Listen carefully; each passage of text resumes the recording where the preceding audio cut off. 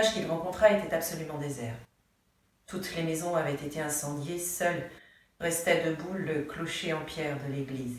La nef elle-même était effondrée et les lourdes portes de bois du portail calcinées. À l'intérieur de l'église, des cadavres, en partie brûlés, s'amoncelaient. Sur l'ancienne place du marché, tous les bourgadins se trouvaient là, couchés, raides, comme pour être comptés. Dosheim dénombra 564 cadavres, dont 147 enfants. Les plus petits, les marmots, avaient été embrochés. Bon. Non, sincèrement, j'avais promis. Cette fois-ci, je fais léger. Sauf qu'entre-temps, il y a Manu qui dit on est en guerre. Alors, je me suis dit, évidemment, je vais être en complet décalage quoi, si j'arrive. Alors, du coup, j'ai décidé de changer mon fusil d'épaule. C'est un fusil de guerre. Sidney, tu te calmes. Tu te reposes ça. Mais Manu, mais qu'est-ce que tu fous là?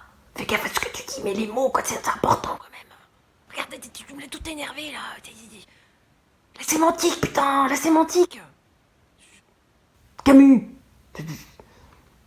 Mal nommer les choses, c'est rajouter au malheur du monde.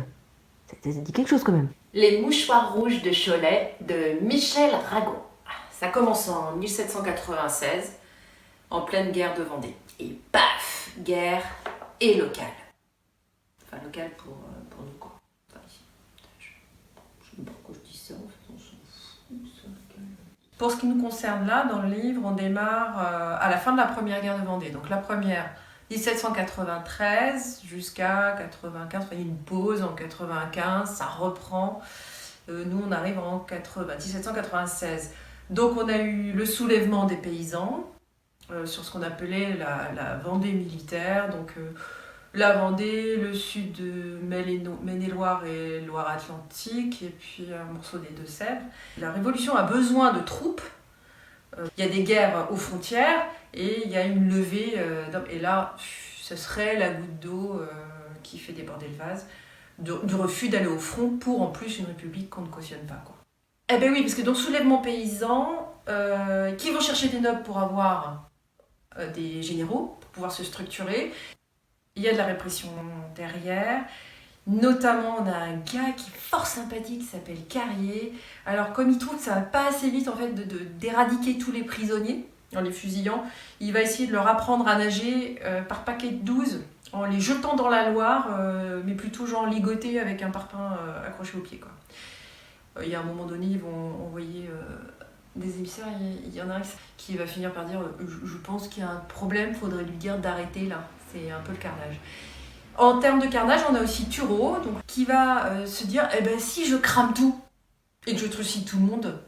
Alors l'histoire en 2 mots, un pauvre gars a échappé au massacre des colonnes infernales en se planquant dans une forêt au creux d'un chêne, d'où son nom du chêne, enfin en parler local, Dosheim. Dosheim. Dosheim.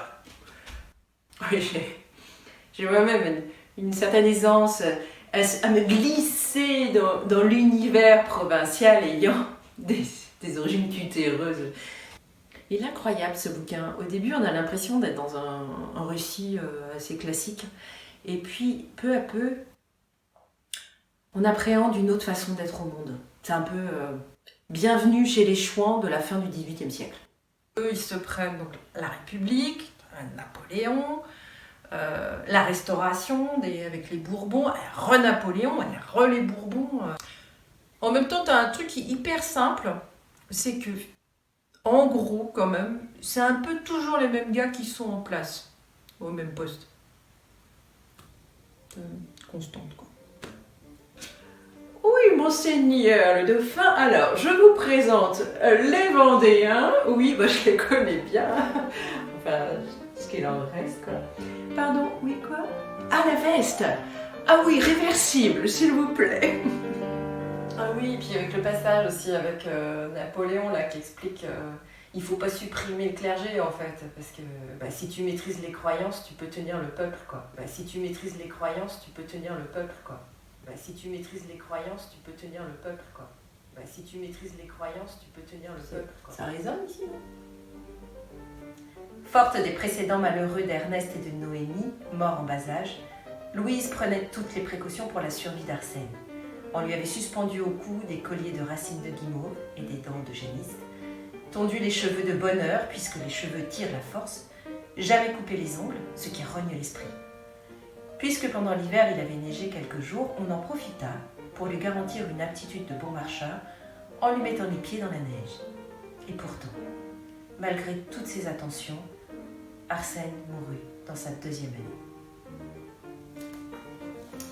Ah ben puis il y en a pas mal, hein, des comme ça, là. Entre les pommes de terre qui sont les pommes de Satan, parce qu'en fait elles se multiplient trop facilement. C'est louche, quoi. Parce que la nourriture, il faut la mériter.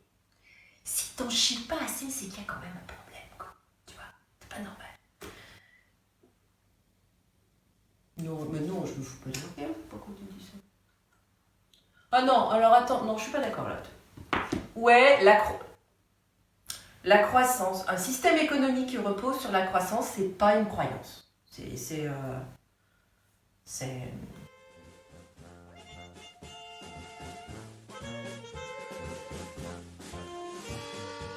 Je laisse le dernier mot au personnage du sabotier de la cantine.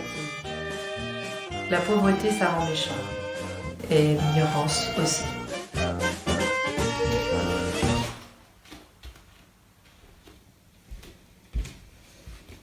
Manu, quand t'as utilisé tous tes mots de guerre là, t'as pas fait exprès quand même?